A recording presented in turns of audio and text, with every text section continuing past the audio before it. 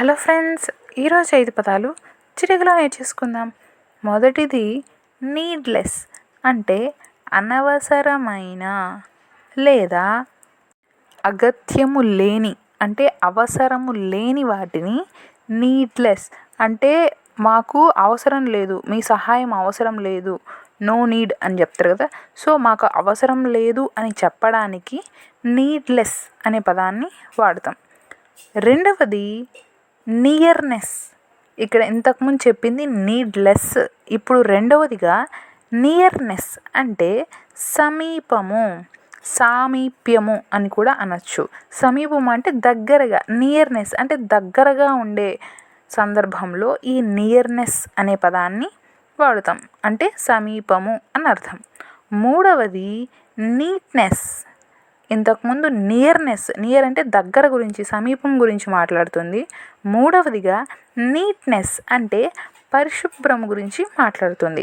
Neatness అంటే పరిశుభ్రము, ఒక పరిశుభ్రంగా కలిగి ఉండడం, అంటే నీట్గా ఉండాలి అని అంటారు కదా. అంటే ఎట్లా పడితే అట్లా క్లీన్గా లేకుండా డర్టీగా ఉన్నప్పుడు మనం ఈ నీట్నెస్ అనే పదాన్ని వాడతాం. కోవిడ్-19 అప్పుడు ఎక్కువగా నీట్గా ఉండాలి, పరిశుభ్రంగా ఉంచుకోవాలి పరిసరాలను, ఇంటిని, మనల్ని కూడా అని చెప్పి ఈ నీట్నెస్ అనే పదాన్ని ఎక్కువగా వాడాం, అవును కదా.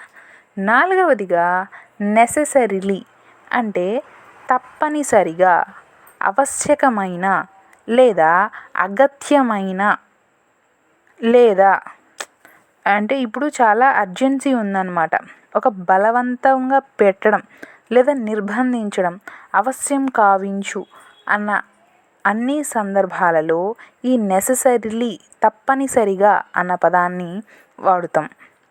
సో నెసెసరీలీ అని అంటే అవశ్యముగా లేదా తప్పకుండా, తప్పనిసరి అని అర్థం వస్తుంది, ఓకేనా.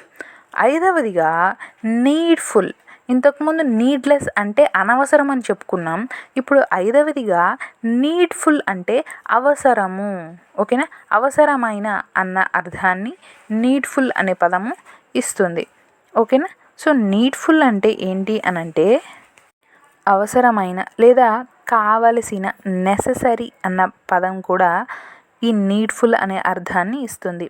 సో నీడ్ఫుల్ అంటే అగత్యమైన లేదా ఆవశ్యకమైన లేదా అవసరమైన, కావలసిన, నెససరీ అన్న అర్థము నీడ్ఫుల్ అనే పదానికి అర్థం వస్తుంది, ఓకేనా. ఈ నీడ్ఫుల్, నీడ్లెస్ అనేవి ఆపోజిట్ వర్డ్స్. నీడ్లెస్ అంటే అనవసరం, నీడ్ఫుల్ అంటే అవసరం. ఇవి ఇవాల్టి 5 పదాలు. మీకు నచ్చినట్లయితే లైక్ కొట్టి, షేర్ చేసి, సబ్స్క్రైబ్ చేయండి. అలాగే మీ ఫ్రెండ్స్కి సబ్స్క్రైబ్ చేసుకోమని చెప్పండి. ఇవి ఇవాల్టి 5 పదాలు. మీకు నచ్చాయి, అర్థమయ్యాయి, గుర్తుంటాయని కూడా భావిస్తున్నాను. ఇలా రోజు 5 పదాలు రావడం జరుగుతుంది. ఒక్కసారిగా అన్ని పదాలు నేర్చుకోవాలంటే కష్టంగా ఉంటుంది కదా. సులువుగా ఇలా 5 పదాలను గుర్తుంచుకోండి. మరో వీడియోతో మళ్ళీ కలుస్తాను. బాయ్.